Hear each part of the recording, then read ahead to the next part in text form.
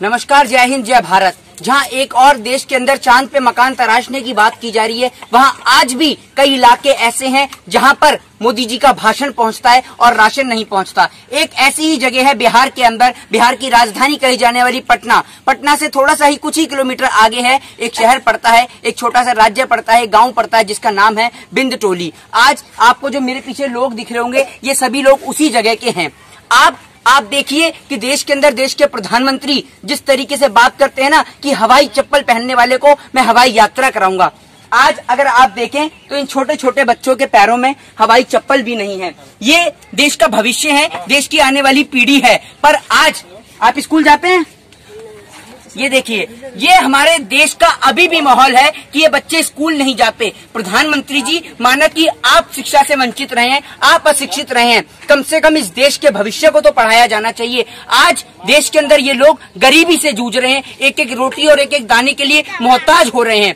आज जब मैं यहाँ तक आया तो मुझे नौका पार करके आना पड़ा। जैसा कि आपको पता है कि आपको पहले वहाँ पुल के उस पार बसा रखा था, वहां से लाके आपको यहाँ बसाया गया है। जब आपको यहाँ बसाया गया, आपको कोई गवर्नमेंट ने पेपर्स दिए, आपके पास कोई वीडियो, कोई आपके पास डीएम, कोई ऑफिसर्स आपसे आया बात करने? नहीं आया।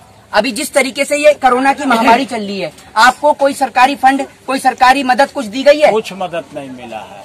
यहाँ से एमएलए कौन है? एमएलए हैं ये रविशंकर प्रसाद। रविशंकर तो एमपी है ना? एमपी। देखिए कितनी शर्मसार ये बात है, देश के कानून मंत्री यहाँ से एमपी हैं रविशंकर प्रसाद, और एक और यहाँ से एमएलए हैं संजीव चौरसिया। चौरसिया साहब, आपको शर्म आनी चाहिए। अपने मुंह पे कालिक पुतवाकर इसी जनता के बीच में आपको सड़क पे नंगा दौड़ाएगी यही देश की जनता।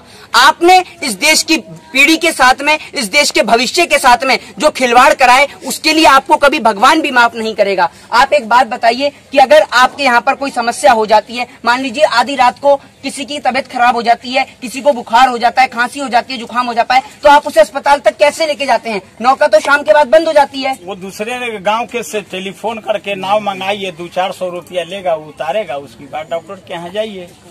उसके बाद कभी ऐसा हुआ है कि कोई लोग इलाज के बिना यहीं पे ही मर जाते हों? कई को मर गया, मर गया। ये देखिए किस तरीके से यहाँ की जनता में जो आक्रोश है।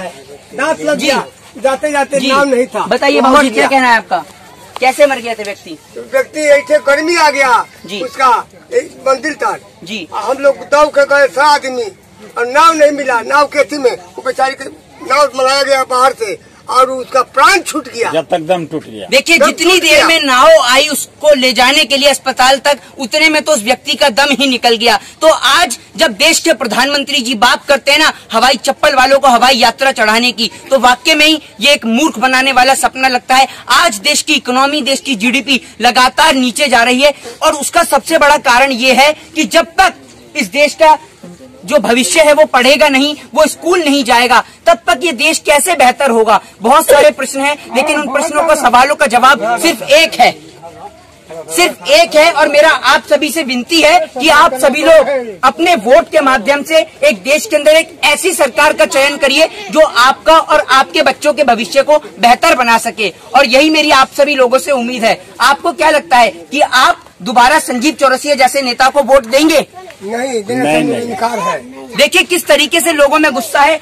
क्या आप दोबारा रविशंकर प्रसाद जो कानून मंत्री हैं, उनको दोबारा मौका देंगे बिहार से? नहीं, आके देखी नहीं। हमसे धोखा हुआ तो जी, प्रतिनिधि का भी धोखा होगा जी।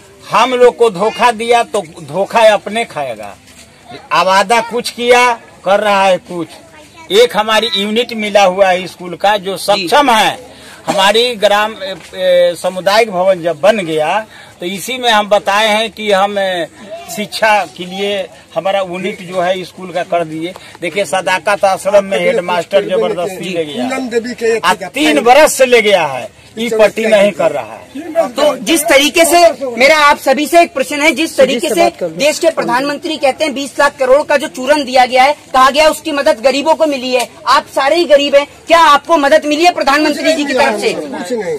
कभी आपके पास, आपके इलाके में कोई एमपी आया है, कोई सांसद, कोई नेता आया है, कोई डीएम, कोई वीडियो? पेपर में देखते हैं कि सुखाड़ ग्रस्त का 3000 रुपया मिलेगा, ये चीज का 3000 रुपया भेजेगा, एक खाता में डाल दिए, एक पैसा नहीं आया है। यानी आपको लगता है कि प्रधानमंत्री झूठ बोलते हैं?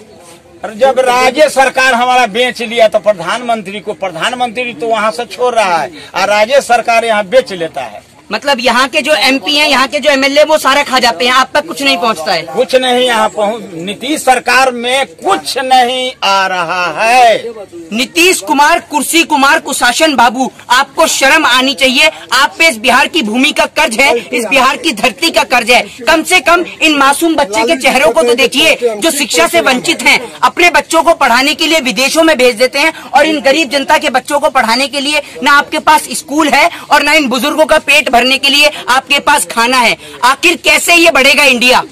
जब बढ़ेगा इंडिया, आखिर तभी तो बढ़ेगा इंडिया। लेकिन आप लोग तो शराब के ठेके खोलने में मगन हैं, आप तो सरकार बनाने में मगन हैं, आप वर्चुअल रैली करने में मगन हैं, लेकिन यहाँ के लोगों का पेट भरने के लिए आज अब भी पीछे हटे हुए हैं। और ऐसी निकम्मी और नाकारा सरकार को अब भगाना है, और ऐसे पत्रकार जो देश में हकीकत को छिपाते हैं, उनको पत्रकार कहने का कोई हक नहीं है। जय हिंद, जय भारत।